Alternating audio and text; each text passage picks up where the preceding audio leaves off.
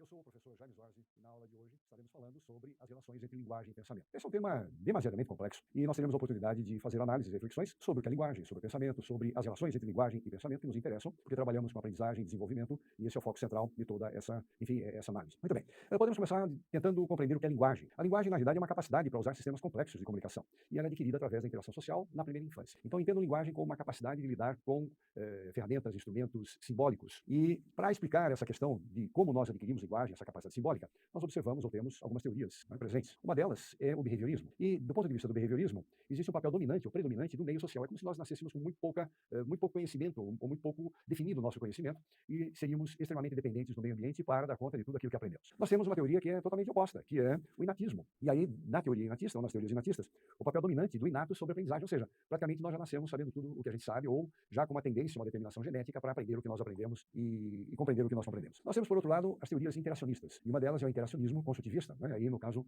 o representante principal é o Piaget, em que ele coloca um papel muito forte na ação do sujeito sobre o meio, não só na ação do meio sobre o sujeito, mas na ação do sujeito sobre o meio, e assim ele estaria construindo o seu conhecimento e se desenvolvendo. Nós temos também as teorias chamadas interacionistas ou socio-interacionistas, da qual o principal representante é Vygotsky, que coloca o papel do meio social no desenvolvimento. Então, behaviorismo Skinner é um autor, enfim, de referência. No inatismo nós temos o Chomsky, que também é o autor de referência nessa área.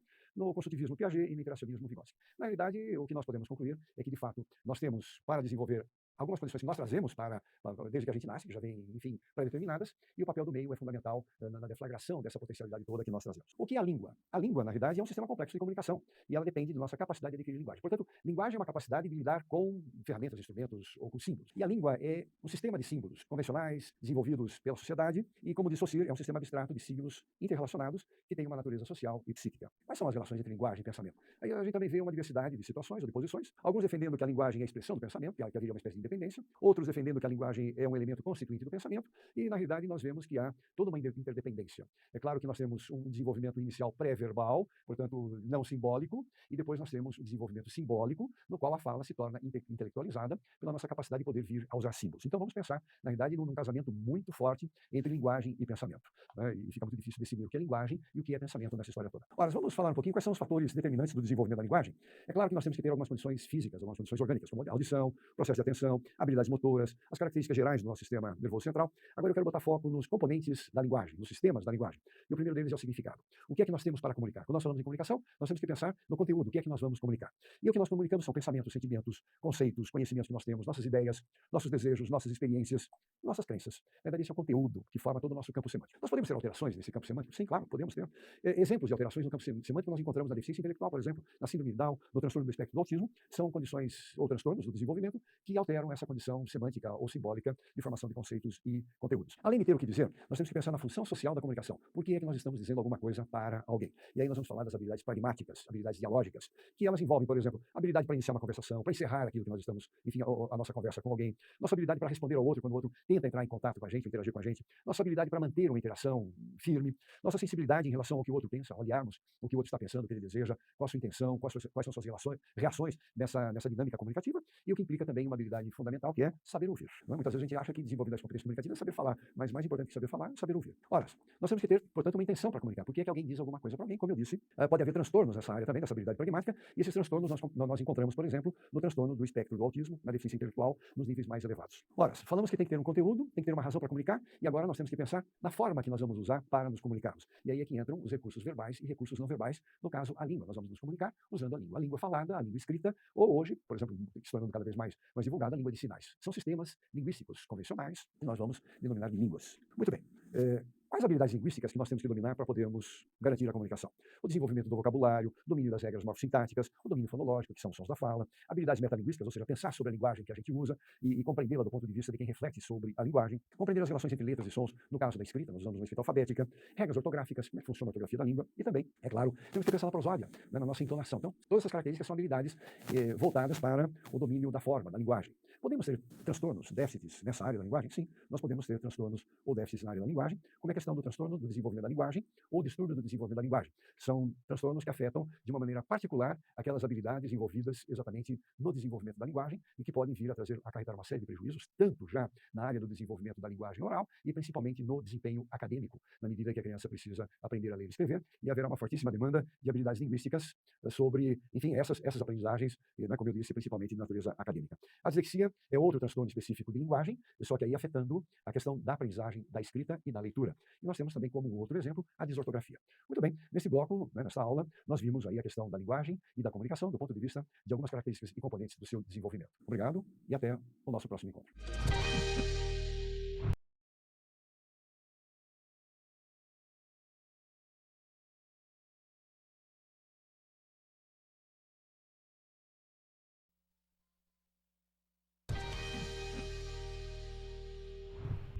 Olá, eu sou o professor Jaime Zorzi e nesta aula abordaremos os marcadores indicativos do desenvolvimento típico da linguagem.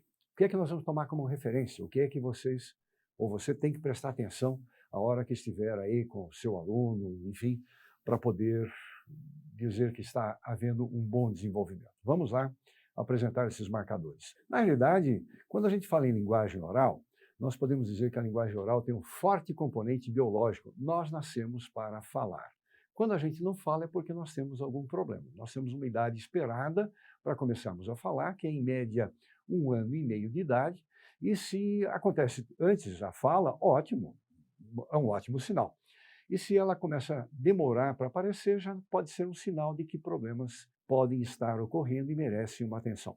A linguagem escrita, contrariamente, ela não tem esse determinismo biológico. A linguagem escrita, na realidade, é uma aprendizagem cultural. Existem sociedades que têm escrita, existem sociedades que não têm escrita, que os sistemas de escrita não são usados, tudo se baseia na oralidade. Portanto, a questão da aprendizagem, da leitura e da escrita depende muito de oportunidades. Quando a gente fala em desenvolvimento de linguagem, nós temos que pensar várias etapas.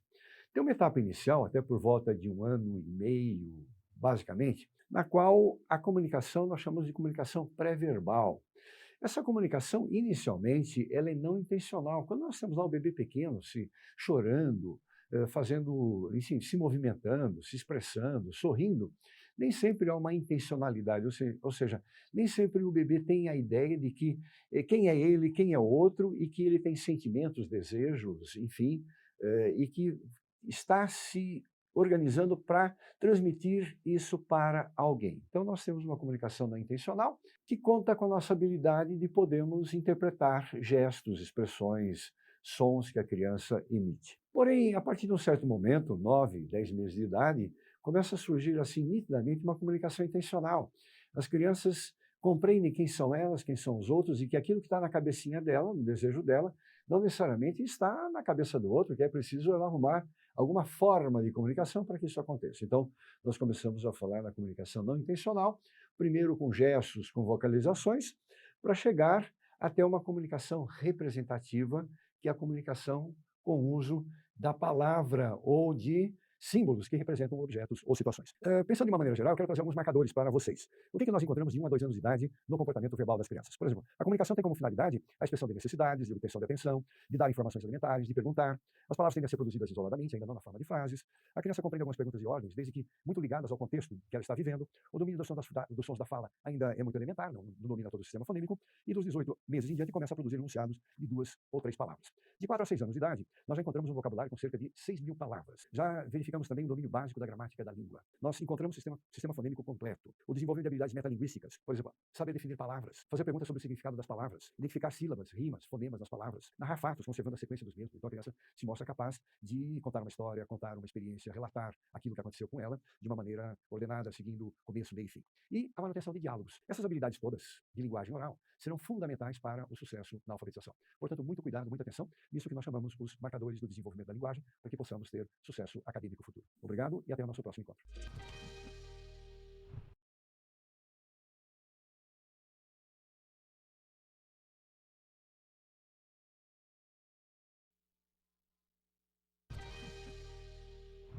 Olá, eu sou o professor Jaime Zorzi e nesta aula estaremos falando sobre teoria empática. Muito bem, temos aqui uma situação problemática que nos ajudará a refletir sobre que encaminhamento daremos para esse tipo de problema que muitas vezes os professores e todos nós que lidamos com educação encontramos pela frente. Então vamos lá, a educação brasileira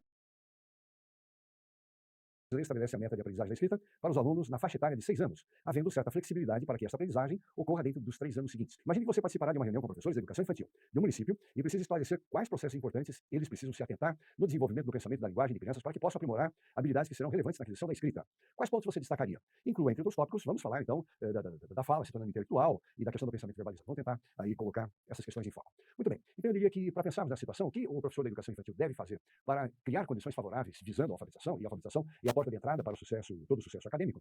Eu diria que o primeiro foco é observar como está se dando a evolução da comunicação pré-verbal para as crianças pequenininhas, né? Muitas vezes o professor está lidando com crianças muito novas, e também a passagem para a comunicação verbal. E aí nós temos a questão da passagem daquilo que é o pensamento ainda não verbalizado, enfim, ainda não transformado em símbolos, e da fala intelectualizada, quando a criança começa a se expressar por meio das palavras. E como se dá esse desenvolvimento do ponto de vista da sintaxe, da fonologia, do vocabulário.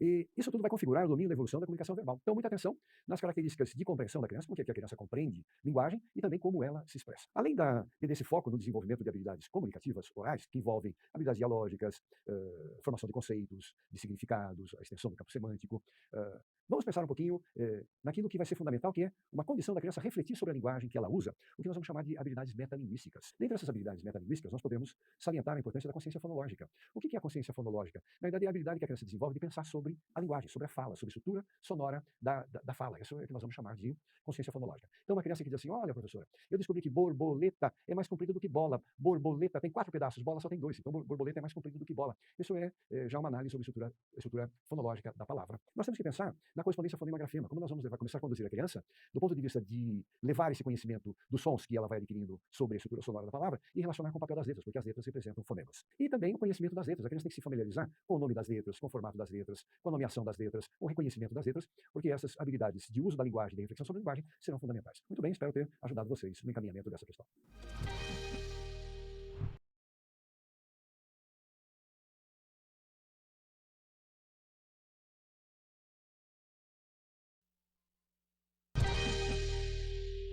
Olá, eu sou o professor Jaime Zorzi e agora é hora das nossas dicas. Vamos lá. Eu sugiro para vocês a leitura do livro Falando e Escrevendo, onde nós abordamos muitas questões do desenvolvimento da linguagem oral e também da linguagem escrita. Portanto, leitura fundamental para quem quer aprofundar o tema. E dicas para o desenvolvimento da linguagem que eu acho interessantes: criem ambientes ricos em oportunidades para desenvolver a linguagem desde o berçário. Falem com as crianças. Aprenda a ouvir o que elas têm a dizer. Dê oportunidades para que elas se comuniquem. Ajuste seu nível de linguagem ao nível que a criança se encontra, ou seja, não use uma linguagem muito complicada. Procure ajustar linguagem simples, linguagem repetitiva. Isso ajuda muito na aquisição. Vocabulário diversificado, não deixe de dar nome para as coisas, não deixe de descrever as ações, e nós teremos condições bastante favoráveis. Apresente um modelo adequado de linguagem, sem infantilismo. Não fique falando no diminutivo. Use uma linguagem normal, um tom de voz normal, que são os padrões que a criança necessita para poder desenvolver também uma boa linguagem. Amplie o vocabulário, dê nome às coisas e às ações. O vocabulário é um dos grandes preditores do sucesso na alfabetização. Portanto, nunca se esqueça de nomear os objetos, nomear, descrever aquilo que está sendo realizado. Isso será de grande valia. Até mais e espero que as dicas tenham sido úteis.